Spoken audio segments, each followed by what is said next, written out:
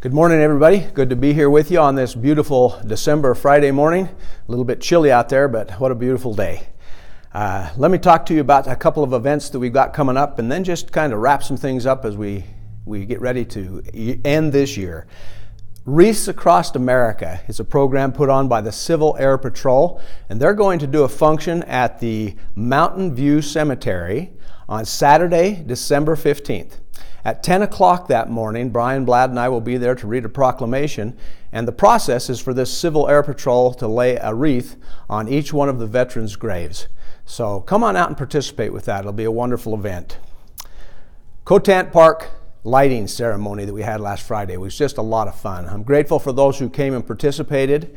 We want to give a big thank you to the Highland Traverse who came and truly provided a party atmosphere for us.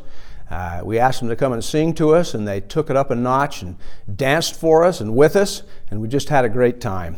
Folks, we want you to make sure and put this on your calendar. If you happen to miss the one that we had this year, you can plan for probably the first Friday or Saturday in December next year. We're going to try to make this a little bigger and better celebration each year and make it an annual event.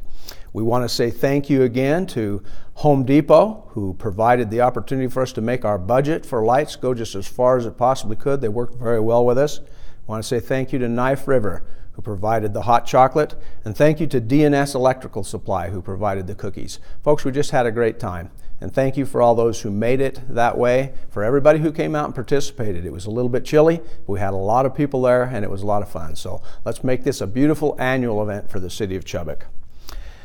We had a public hearing last week about impact fees, and my goodness, folks, what an interesting public hearing. We got a lot of information that we really need to digest and make sure we're making the right decision. You know, there's kind of a balancing act here. We know growth is going to come to our community, and there's a lot of discussion about that growth not happening on the backs of our existing citizenry, and we agree with that. But there's also a tipping point to when if we have too many fees, too many costs, we might actually shut some construction down. And so the folks that came and participated with that public hearing brought some really good information, and we're kind of back to the drawing board. We're reevaluating, and the commitment I want to make is that as elected officials and as a staff, we're going to make sure and digest this information. We're going to try to make the decision that's very best for our entire community. And a bit of a challenge, but I think we're up to it.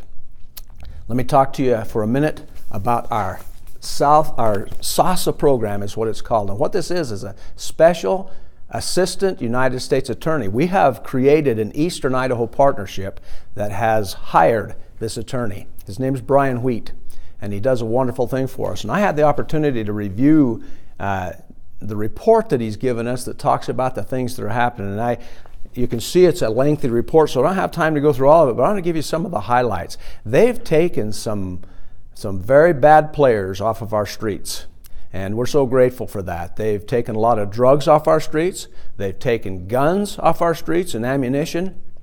They tell us that the estimate is that they've saved the Idaho Department of Corrections right around $7 million. And again, this report was our mid-year report. We'll be having another report probably within the next 6 to 8 weeks. But I'm so impressed with them. I want to make sure that you know that that's a program that we are participating with and that it's being very successful. If anybody has any particular concerns about that or questions or wants to find out more, if you just want to come into the office, I'd be glad to talk to you about it. But great things are happening there.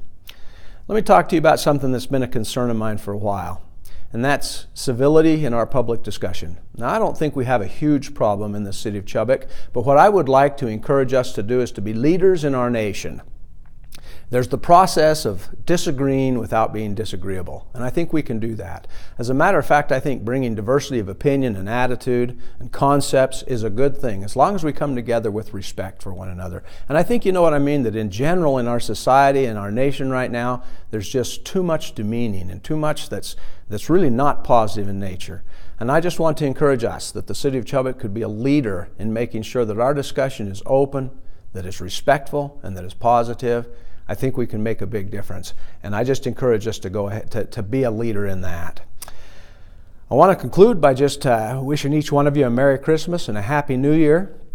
We've had a wonderful year in the city of Chubbuck, and you know, this time of year is an interesting time. I've always loved it but I've become more and more aware that there are those who struggle this time of year. And so I can encourage us as a community to be very aware of our neighbors, particularly those that live by themselves. Let's reach out to them and make sure their needs are taken care of and make sure that they have a joyous season also.